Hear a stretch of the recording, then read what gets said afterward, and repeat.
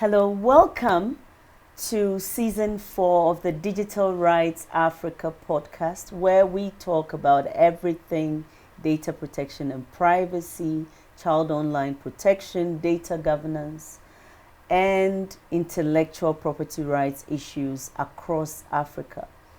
I am Teki Akuetteh, your host, and today we've been joined by Kwaku Nhyira-Addo.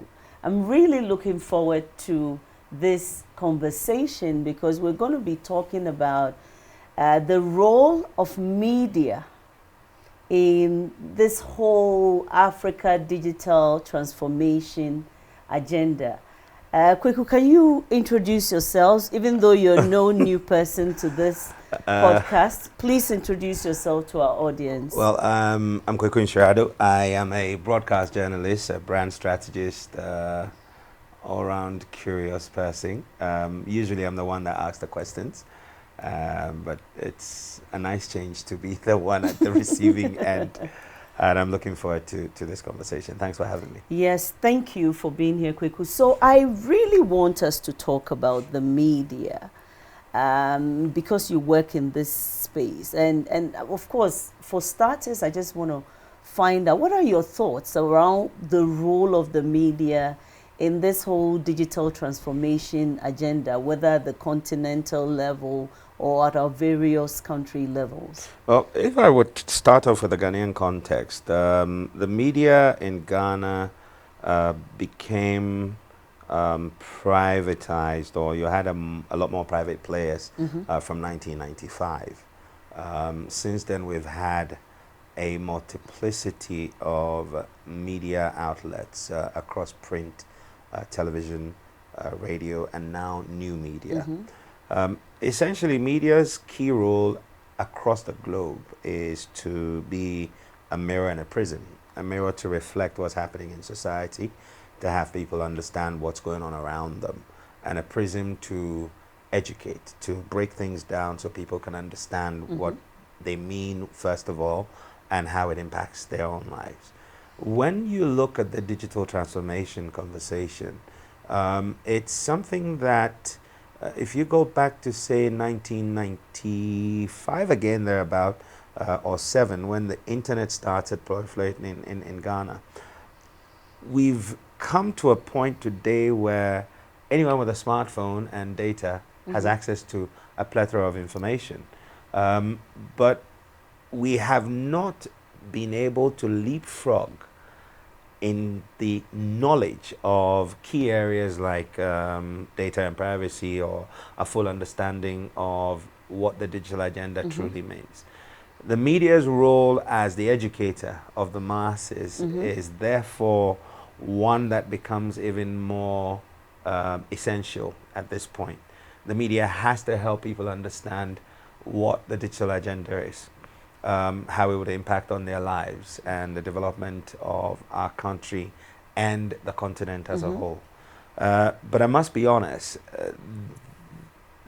it's an area that not a lot of people have averted their minds to and have spent time to try and understand the space. I'm blessed because my career has taken me through very interesting places. I've had to work industries. I've worked in ISP, internet service provider space. I've also worked in IT security for quite a number of years, and so I've always had an interest in technology. And as a result, I have spent time to try and understand what's privacy, how do you build trust, and so for me, in a nutshell, the role is to educate, but I'll caveat that to say the media itself may require some education. Level of education. Yeah. I mean, even before we go into risks and harms and protections, right? Most governments today are talking about digital transformation agenda or our AI strategy, or it's campaign. We've recently gone through campaign season. where, political leaders are touting a lot of political agenda. How important do you think this role, the understanding of the media on these issues would impact on whether or not, the public can be taken for granted when it comes to these issues? Because personally, I think a few weeks ago, I heard on radio on my way back where they were interviewing some young people that were looking into some of the agenda, the political agenda that political leaders had put out, particularly around digitization. And one of the things that struck me with what these young people said is that they're a bunch of old people, don't even know or understand what they are talking about, right? And it was quite interesting because these were more or less the youth and the younger generation that more interact better and possibly understand. So what do you think is the role of the media, and how do we get them to get to the point where we can actually demystify some of these issues? Talking about demystifying technology, I'd go back to my early days in my radio career, maybe some 28 years ago. I created a radio program called On the Net. And it was a very simple show. It was just to get the audience to understand what the internet was, first of all, and what they could use it for. That's where we need to go back to. I'll take a particular example from one of the policy statements that was made by one of the political leaders back in Ghana about what they intend to do to fix our land administration challenges. And they mentioned blockchain. Not a lot of people understand what blockchain is.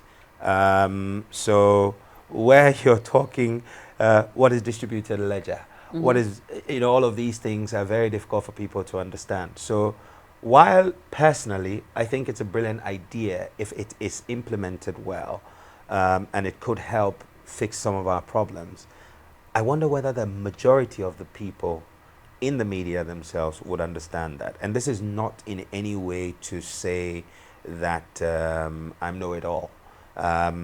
I think that technology has not been mainstreamed enough in our media conversations.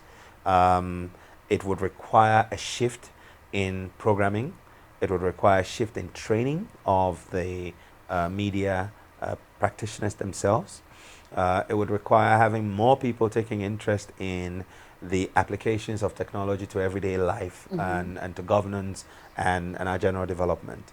Until such a time, a lot of these things may sound great, but you may not have the level of adoption that's required when there's a better buy-in from a place of understanding. So if you're saying, oh yeah, you're going to do blockchain to fix our land problems, land administration problems, for somebody who doesn't understand that, yeah, that's another campaign promise. And so it might not inure to the benefit of the person who's pushing that agenda, or to the people who themselves may say, oh, if I chose candidate A or B based on a subject matter that I have absolutely no understanding of, then I may be shooting myself in the foot because it may fix a problem that really matters to me. Yeah. That said, but having saying that, you actually need the media to even understand these issues. Absolutely. And query the propriety or otherwise of some of these platforms. Yeah. So without that room where there's that understanding to even ask the right questions and to expose all those things, how are we going to achieve that? In the Greater Accra region where I live and work, there are maybe a very conservative estimate, less than 10 media platforms that have a dedicated technology show. My former employers have one, and then another station that I know has one of such. And the conversations are usually trying to take technology conversations and make it accessible to everybody. But that's not available across the board.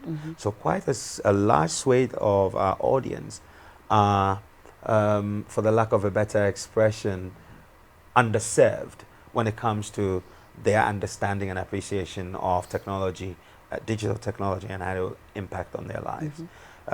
Today you see a lot of people jumping on digital media creating content, and that's really where we're sort of playing in. We're just scratching the surface. We have a burgeoning startup ecosystem, but again, they're going for the low-hanging fruit. So they're looking at automation in agriculture, they're looking at fintech and services. But how deep is the understanding? The media's responsibility really is to try and play the role of the prism, where you take white light and split it into the 7 different colors that make white light, and be able to now help people understand that, okay, if we say, for example, the Ghana card, we say the Ghana card can become the central point for the disaggregation or decentralization of government services. Yeah. How do you explain that to the lay person to understand that? A lot of people only think the Ghana card is probably useful to register for their bank account and their mobile phone SIM card and things like that. But where does it sit in the grand scheme of things? And if we used it well, how will it revolutionize the way we do things? I'll give you an example. If you go to other matured economies like America or the UK, in the UK, your national insurance number is the one number that can reveal so much about you. Similarly, in the US, it's a social security number. In Ghana, we have fragmented data. You know, if you went to a hospital in Tamale and they took your data, it sits there. It's not talking to the data they have of you in Kumasi or in Accra, if you ever went to hospital in these places. But the question is, do I really want them to be talking anyway? Well, especially when there are no structures in place to make sure that the risks that come with such integration are being properly addressed? You would have that concern because you understand the space. So again, the media's responsibility is to be able to equip the average Ghanaian with the knowledge and understanding of how these things play out. So when someone stands before me to say, and I'm going to digitize and I'm going to do this and I'll link A, B, and C together, I'd ask you and say, okay, great, this sounds like a good idea. It would make, you know, government faster and seamless. But where are the fail-safes? Where are the standards to ensure that my data will not be compromised? Because in this day and age, all you need is someone's telephone number. Because it's linked to their mobile wallet, which is linked to their bank account, which is linked to their pretty much everything that they do. And imagine this, every day of the week when I sit in the studio to do the Asasi Breakfast Show, I interact with people. We have a console where they send their WhatsApp with their comments. I see people's telephone numbers every day. You know, so the media itself, while it needs to understand the space, would need to be equipped with the necessary protocols to ensure that you are not also infringing on someone else's privacy. You know, so there's a long way to go, but one that I think if a concerted effort is made, we will be able to surmount. Okay. I mean, this is very interesting, but for me, sitting especially around the risks and the harms and protecting citizens and all of that, which is a big focus that I have, you know, the media being late at this is a big risk factor for us. So how do we quickly leapfrog, you know, to make sure that the media is addressing some of these things? And I'm speaking because we are obviously an NGO, and it is our big focus. We look at the risk factors. We see where vulnerable people are being deprived, where we're violating their rights and all of that. So how do we really come in as NGOs to help, you know, build the necessary structures that is required to help with this? I will share a short story that I read once, that 2 shoe salesmen were sent to the same territory. The first guy went over there and came back and reported and says, nobody wears shoes in this town, so there's no market. The second person went and came back and says, nobody wears shoes. can you imagine how many shoes we can sell here? This presents us with an opportunity. The media is late to the party, but it is not a deal breaker. I believe that there are institutions, so between the NMC, the National Media Commission, the Ministry of Information that oversees media, the Ghana Independent Broadcasters Association, the Ghana Journalists Association, the private print group, Primpag. All of these players will need to bring their members into a space where there is education, capacity building for people to understand this. And I think over time you're going to start finding that there will be people who, based on interest, will now become specialists in those spaces and become thought leaders and will be the go-tos. But a general level of appreciation and understanding is required if Ghana is truly going to digitize, because it's lost on people. And one area that I am probably more concerned about is our ability to have the right lexicon for digital literacy in our local languages. So these two things, I think if we can go after them and a concerted effort, we can change things. Let me push you into a controversial area. So let's not focus on Ghana. Let's not focus on Ghana because this is an area where we are seeing, you know, almost most African countries are now hopping on the train of digital transformation, right? From where you sit and with some of the knowledge that you have, do you think that maybe for lack of a better word, I'm trying to be very diplomatic here in my choice of words, but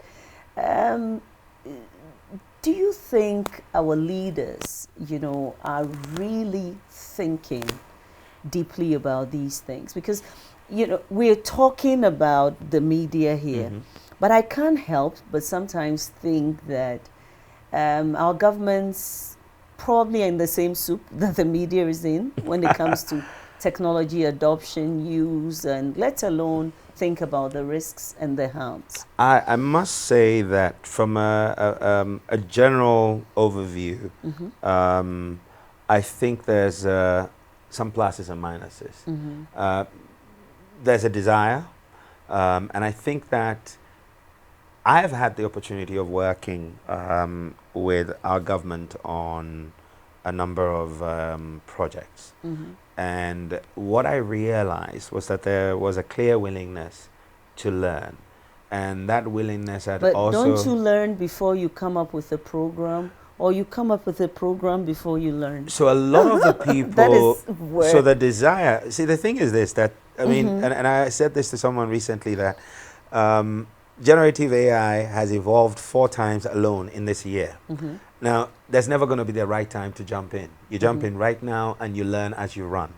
What I think is required is for government to be able to go into the pool of brains, such as yours, to help speed up their appreciation of the gains and potential pitfalls as far as digital transformation is concerned, and lean heavily on the private sector in the tech space to be able to help guide their policy directions and the programs that they want to run. Government in itself may not necessarily have the depth of knowledge or skill set to address some of these things. So there has to be a way where the private sector or the tech sector has a two-way relationship with government to be able to advise, to flag potential challenges, and it should never be done in the space of acrimony as we've seen with a lot of different things. I think it's about time that What do you call acrimony? Well, I mean, you know, so for example, there's been a number of, you know, rollouts of things where the private tech sector would have said, if we go down this road, we're going to have challenges. One of the things I'm thinking about was maybe, I'm not going to mention this because I'm not clear, Sure. but there has been instances where it may seem that government may have announced that we want to roll out A, B, and C to aid digitization. And there has been CSOs and professionals who are in the tech space who are saying, no, this might not work properly. And instead of government saying, oh, really? All right, show us why and how we can make this work. But there has been this pushback. And so when that happens, the professional says, okay, well, I'm going to go about doing my work and leave you to be. But we all lose out in the long run. You know, so that two-way communication and collaboration with openness is critical for us to be able to make the change that we need. I think that is well said, right? But let's move to another interesting one, AFCFTA. That's the big elephant in the room. I mean, we have done some work, particularly in the digital transformation space, a couple of years ago around readiness of a number of countries across Africa, where we saw huge gaps, right? And fast forward, there may be some policies in place currently. And we're still seeing those gaps. I mean, you sit in the media space and all of that. I would love your insight on what you are seeing as AFCFTA, and where do you think the challenges will be, and what you think the media's role is going to be around that. You know, the AFCFTA is truly a game changer. Again, I think Africa is great at coming up with good ideas. Implementation sometimes leaves us hanging a little bit. For example, of the 54 or 55 countries, depending on how you want to count it, not all of us have ratified the AFCFTA agreement. There's still issues around rules of origin. There's issues around mobile interoperability. Of course, with the whole issue of we're away from home now. I can't roam because I can't afford the charges. Yes. So I need to buy a local SIM card to use. But imagine a continent where we were truly borderless as far as digital technology was concerned. It will speed up the rate at which we do business, innovative collaborations and things like that. But you have all these walls and silos in the lack of harmonization of our rules and our legislation. So it's going to take a while for us to get to the point where we have true interoperability. I know Ghana has signed a deal with, I think, Togo and Benin and Nigeria, maybe Cote d'Ivoire, our coastal neighbors. ECOWAS have exactly, but you want this to actually cascade across the entire continent. You know, if we can't get that done, then we will end up hamstringing the AFCFTA agenda. You are in the media. What's your role in all this? Well, the media's responsibility really would be to highlight these gaps, offer ideas on how to fix them. And I'm not saying that the practitioners themselves, but there are people like you in the tech space who have so essentially we need to create platforms where there's truthful engagement, where we put the continent's interest first, and we not only advocate, but we try and educate people and propose ways that are practical to truly realize the full potential of the AFCFTA. That, I think, is the one thing the media needs to do. And now. And now, when are you starting? But you know me, or you know that in my line of work, I've probably spoken about tech and privacy and, you know, the AFCFTA probably more than most of my compatriots in the space. Hopefully more and more people will join and we can get the message right across the board, because it's just wonderful. I met someone here in Kampala who's a calligrapher.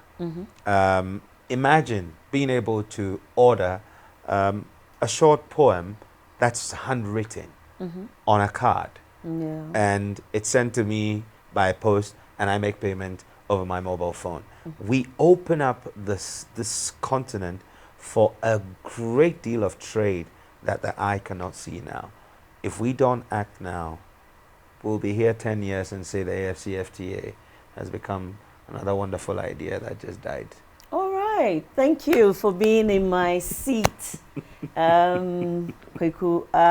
Thank you. I mean, all too soon we've come to the end of another episode, and thank you for joining us once again. As you heard it all, I'm trying to summarize, but we definitely spoke about a lot of things. For me, the biggest takeaway is that those of you in the media space should recognize how important you are to this discourse around digital transformation and digital rights and the protection of our citizens as well.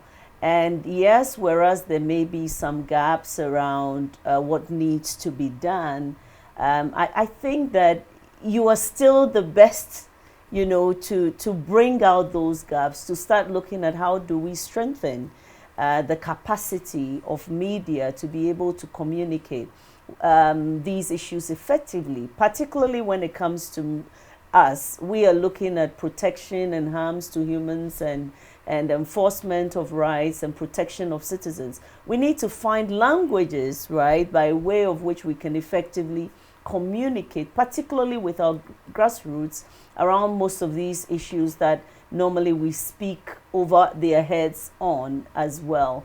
And I really look forward to possibly having you here again, maybe to look at other more controversial issues and to see where we have moved from. And I'm going to take you up on the issue of pushing for more and media-related engagements around the technology issues, which is of keen importance to us. And so thank you for joining us, and we look forward to having you be part of this podcast again. If you haven't yet subscribed to our YouTube, kindly do so, and so that you get alerts anytime we put up a new episode as well. Thank you and have a great day.